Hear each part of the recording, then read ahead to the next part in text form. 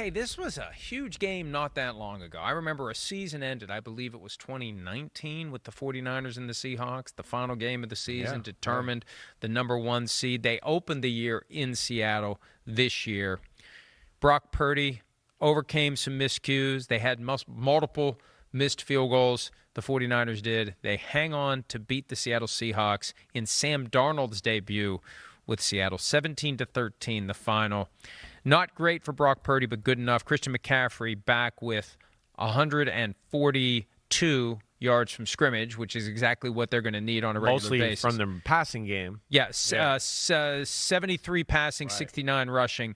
And George Kittle left early with a hamstring injury. And look, hamstring injury, to let it heal properly, it's weeks. It's weeks to let a hamstring heal so you can go out and go full speed in an NFL game, especially the way that George Kittle plays. So that's concerning because he's one of the guys we pointed to. Yeah. When you have these questions at receiver, you need the tried and true heart and soul of the offense to get it done. And who knows how much time he's going to miss. Maybe magic of modern medicine, they'll have him back quickly. But hamstring is always a concern. When a guy leaves a game early with a hamstring injury, you get the feeling it's going to take a little time for that muscle to fully and completely heal. Yeah, it's a pain in the butt, especially with a guy at that, at his age where, again, healing. He's been beat up, got other things troubling his body. You don't know how long that's going to take. 49ers were clearly the better team on the football field this day.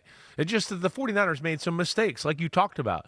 Jake Mooney, that's a big question mark. Yeah, he misses the field goal. Then they blocked one as well, which wasn't on him. But I don't know, the ball did come out low. There was a little problem with the handling, maybe of the spot of the ball. But that's something you worry about there. Brock Purdy did some good things too. You really felt like they moved the ball throughout the day. It's just missed field goals on 2 possessions, and then on 2 other possessions where they were moving the ball, Brock Purdy threw interceptions.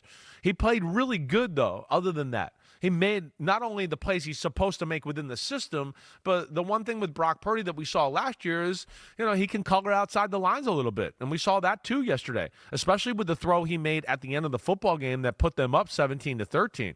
Scrambling, running to his right, finds the guy in the back of the end zone for a touchdown that puts him ahead there.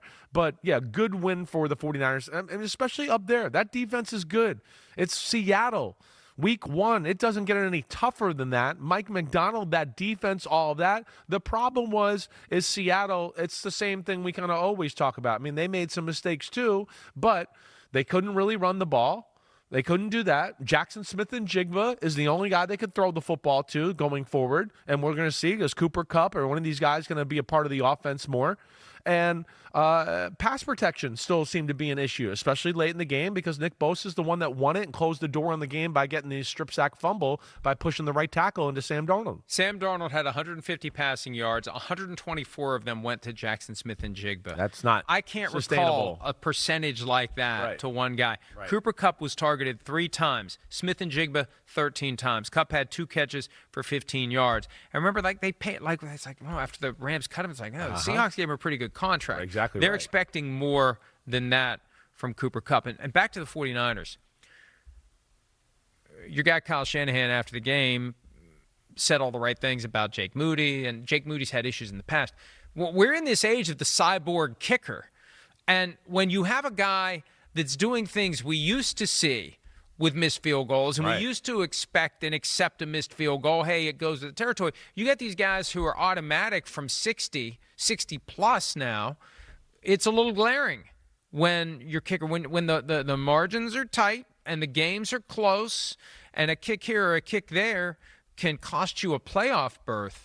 You got to be thinking about your alternatives. You do it at every other position. I don't know, and I guess part of it is the delicate psychology of a kicker, and you don't want him to get even deeper into his own head than he already is. But at some point, you got to say you got to go. That's the easiest position to change out on a football team, the kicker and the punter. Because it doesn't matter. You don't need to know the playbook. The playbook is very simple. Kick the ball. And I suspect the 49ers are going to start looking at their options. And there's a guy looming out there who's got 9 more weeks to serve on a suspension in Justin Tucker. Yeah. So, some of these teams where the kicker, like the Falcons, they're having issues, and we're going to talk about that game next. But it's going to open the door for some kicking changes, because when you've got so many great kickers, the ones who aren't getting it done, it becomes more glaring, and you're going to have impatience in the organization. We got to do something other than what we're currently doing. Yeah, more times than not, when they start to get cold or can't make things, they get in their head. That continues, and usually a new spot is needed. I don't think we're there with Moody yet, but we've had an up and down career so far to this point. He did hit the game winner in Las Vegas in the preseason. I know it was the preseason. I think he was pretty good throughout training camp to give them some confidence here. But yeah, the way it went yesterday, it's certainly in the head. It's going to be on the head of everybody. And the Chubb said it's all in the hips. For kickers, it's all in the head. Exactly right. But yeah, good win for the 49ers right there. On the road in a game against a division rival where they were going to try to make a point of like, hey, we're a new team. We got Sam Darnold. We got a few new acquisitions. We got a really good defense. It's year 2 of Mike McDonald's defense. We're going to make a statement here, and the 49ers go on the road and get the win. Good job, Shanahan, Robert Saleh, and company. Hi, it's Mike Florio. Thanks for watching PFT on YouTube. Hit subscribe for the latest news and analysis from Pro Football Talk.